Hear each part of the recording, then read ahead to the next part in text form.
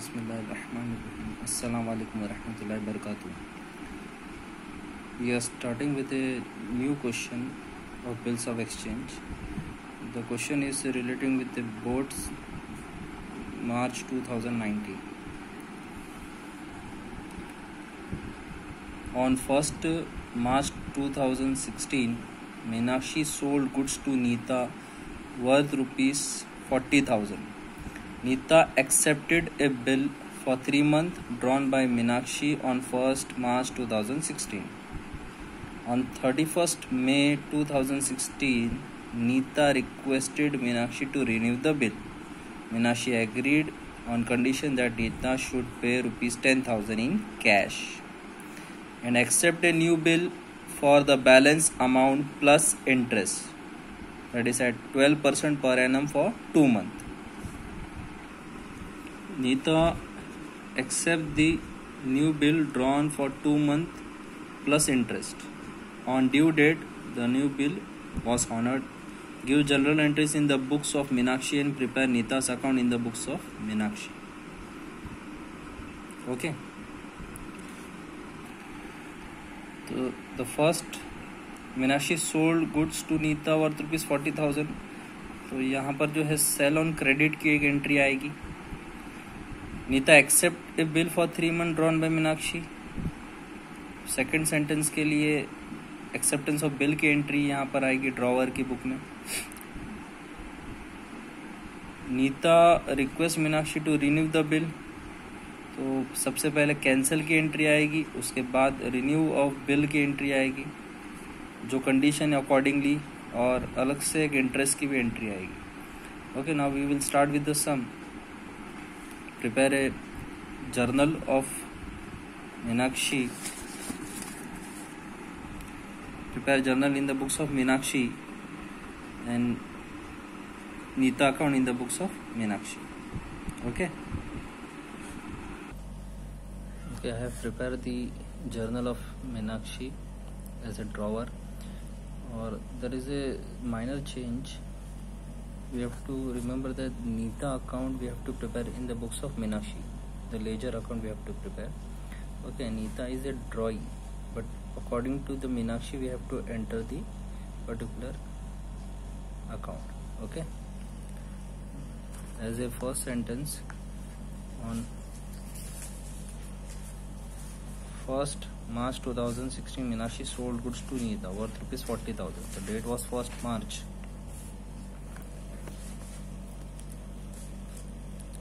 So we'll note down in the books of Meenakshi 1st March 2016.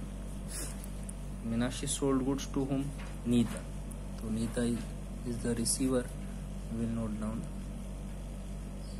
Neeta account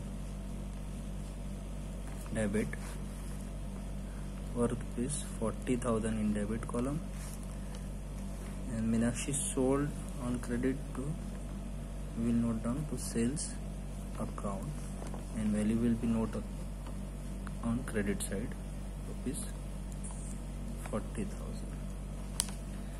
Narration as said mandatory. If you will not mention the narration, half marks will be deducted in board. So remember students, we should mention the narration in a simple word, being goods sold on credit. Okay, now parallelly we will enter the Neeta accounts in the books of Meenakshi. In ledger 1st March 2016, first we will note to balance brought down 40,000 in Neeta account. Okay, to balance brought down 40,000 as Neeta is liable to pay to Meenakshi. Okay, minor mistake is there in Neeta account. To sales account will be there as the goods has been sold, not borrowed. To sales account 40,000 will be there. Okay, second, acceptance of bill. The bill was accepted for 3 months on same date, 1st March 2016. So bill receivable account debit 40,000. Bill accept होके किसके पास से आया? नीता. तो to Neeta account 40,000. Okay. Narration आएगा being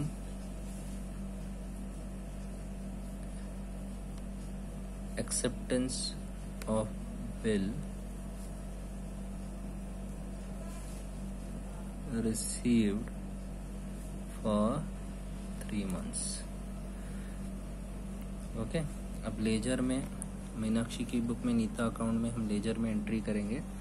same देखो, bill receivable account debit to Neeta account लिखा है, तो ये साइड जो है वो डेबिट होता है लेजर में, और ये साइड जो होता है वो क्रेडिट होता है.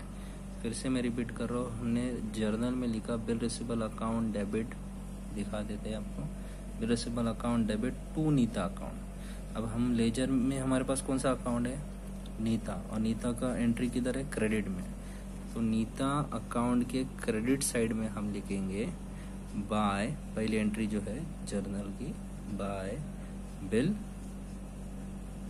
रिसीवेबल, कंटिन्यू करता है, स्पेस कम है, बिल रिसीवेबल अकाउंट 40,000 वैल्यू आएगा इस तरह. लेजर में आपको नरेशन लिखने की कोई ज़रूरत नहीं है. ओके.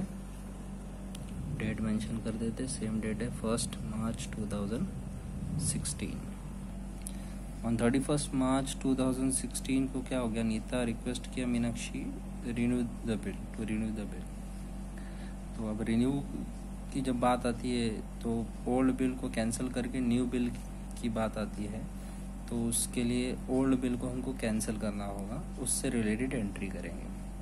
ओके. तो कैंसिल की entry as it is dishonour की एंट्री होती है. कैंसिल कब हुआ या रिन्यू की कब बात आई? 31st मार्च. तो डेट हम वही लिखेंगे 31st March 2016. यहाँ पर जो है कैंसिल किसने करवाने के लिए आया? नीता थी, तो नीता अकाउंट लिखा जाएगा, नीता अकाउंट डेबिट. कितने का बिल जो कैंसिल हो रहा है? 40,000 का डेबिट में आएगा. टू, और बिल किसके पास था? ड्रॉवर यानी मीनाक्षी, तो हम लिखेंगे to bill receivable account. Credit में एंट्री आएगी 40,000 की. Narration being 3 months acceptance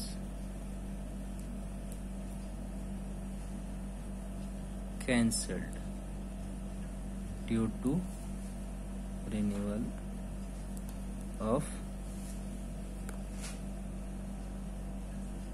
bill. Okay. अब लेजर में नीता अकाउंट में हम एंट्री करेंगे. अब देखो, सेम जो जर्नल में लिखा, हमने क्या लिखा? Neeta account debit to bill receivable. अब नीता अकाउंट कहाँ पर एंट्री किए? डेबिट में. तो नीता अकाउंट, लेजर में नीता अकाउंट के डेबिट साइड में हम लिखेंगे to bill receivable, to bill receivable account. Value 40,000 है, डेट 31st March 2016 है. अब कंडीशन क्या थी? मीनाक्षी ने रखा था कि Nita should pay 10,000 in cash और and accept new bill, balance amount plus interest 12% per annum for 2 months. तो 12% इंटरेस्ट यानी बैलेंस कितना है? 40,000 का पुराना बिल था, उसमें से 10,000 कैश होगा, तो बचा कितना? 30,000. अब 30,000 का 12%, इफ यू विल कैलकुलेट 30,000 का 12%, वो होगा 3,600. अगर आपको ओरली नहीं आता है तो इस तरह आप कैलकुलेट करते हैं। वर्किंग में बता देता हूँ आपको।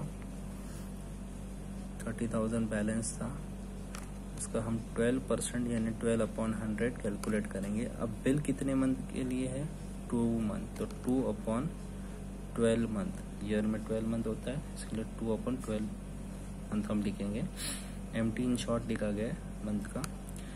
12 1 ये कैंसिल होगा, 20 कैंसिल हो जाएगा,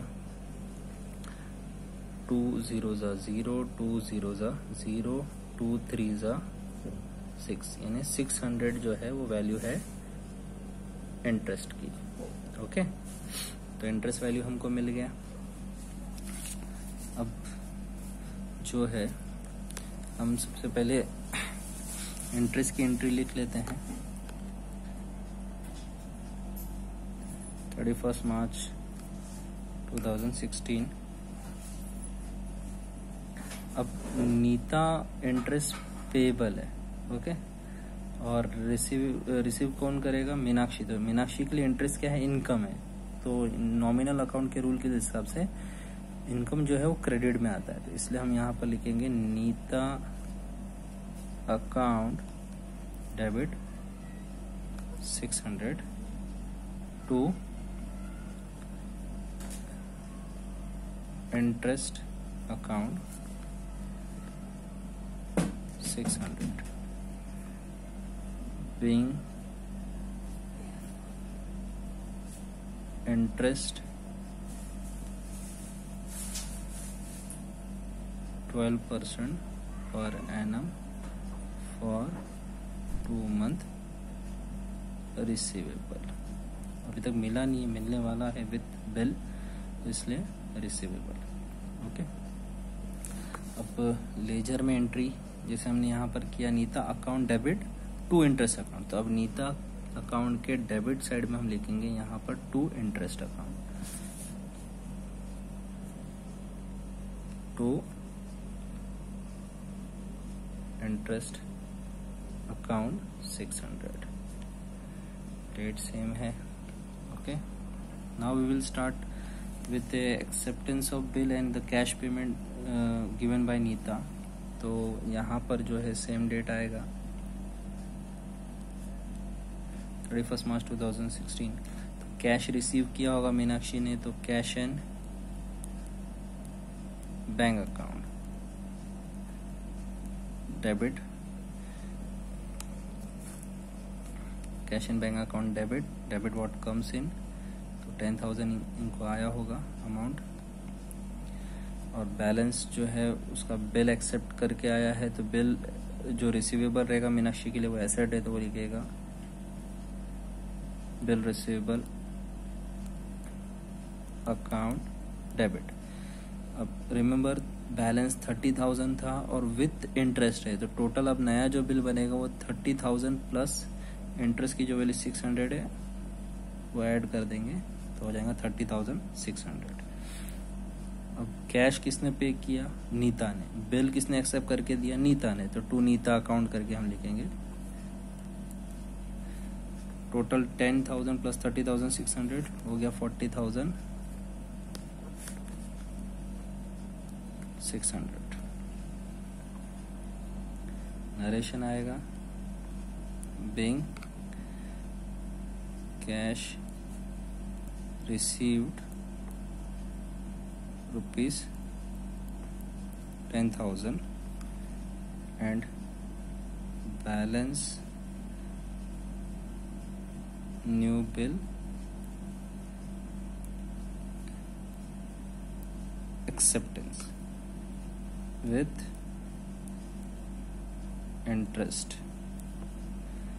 ओके, अब यहाँ पर ये तो एंट्री हो गई, होप सो आपको समझ में आया होगा। फिर से रिपीट कर रहे हैं, cash account debit, bill receivable account debit to Neeta account. ये हमने मर्ज किया है, आप सेपरेट भी कर सकते हो, लेकिन आई सजेस्ट कि हम मर्ज ही एंट्री करेंगे, तो इसमें वक्त आपका जो है टाइम मैनेजमेंट ईजी होगा। ओके, अब लेजर में हम एंट्री करते हैं। अब यहाँ पर हमने क्रेडिट में लिखा है टू नीता अकाउंट, तो नीता अकाउंट के क्रेडिट साइड में हम जो एंट्री लिखेंगे वो by cash and bank account 10,000 और बाय बिल रिसीवेबल 30,600 की एंट्री यहाँ पर आएगी। डेट जो है वो 31 मार्च 2016, सेम इसका भी होगा। ओके, इस तरह लेजर में एंट्री आएगी। ये 30,600 वैल्यू है। ओके, अब लास्ट एंट्री जो है on due date the new bill was honoured. अब हॉनर की एंट्री आएगी। First we have to calculate the date. अब यहाँ पर 31 मार्च को न्यू बिल था, तो 31 मार्च से 2 मंथ, 31 मार्च पूरा चला जाएगा। तो आप अप्रैल 1 मंथ, मई 1 मंथ, तो अप्रैल 1 मंथ, मई 1 मंथ, ऐसा करके 2 मंथ होगा। तो 31 मई तक का आता है और +3 ग्रेस डे आएगा, 1, 2, 3, तो 3 जून डेट आएगा। ओके, तो एंट्री करते हैं 3 जून 2016। अब यहाँ पर जो है ऑनर हुआ है, ऑनर यानी जो है मीनाक्षी को अमाउंट रिसीवेबल हुआ है फ्रॉम नीता, तो यहाँ पर हमको कैश मिलेगा। तो हम लिखेंगे cash and bank account debit, real account का rule debit what comes in. अब मीनाक्षी के पास जो वैल्यू पूरा आ जाएगा विथ इंटरेस्ट 30,600, ठीक है। और इसके बदले में जो मीनाक्षी है वो बिल देगी नीता को, तो हम लिखेंगे to bill receivable account 30,600। Narration being new bill honoured, ये एंट्री हो गया। अब यहाँ पर कैश अकाउंट डेबिट आया, to bill receivable account, Neeta का नाम आया नहीं आया। हमको लेजर किसका प्रिपेयर करने बोला गया था, नीता अकाउंट का। तो जब नीता का नाम ही नहीं आया तो यहाँ पर लेजर में ये पर्टिकुलर एंट्री ऑनर्ड की नहीं आएगी। नीता का अकाउंट का वहाँ पर जर्नल में कोई नाम नहीं, तो यहाँ पर कोई एंट्री नहीं आएगी। तो इसी तरह ये सम कंप्लीट हुआ है, सिर्फ टोटल करना है। अब टैली होना चाहिए नीता अकाउंट, कैलकुलेट करते हैं। ये जो है डेबिट साइड का 40 और 600 हो गया, टोटल 80,600।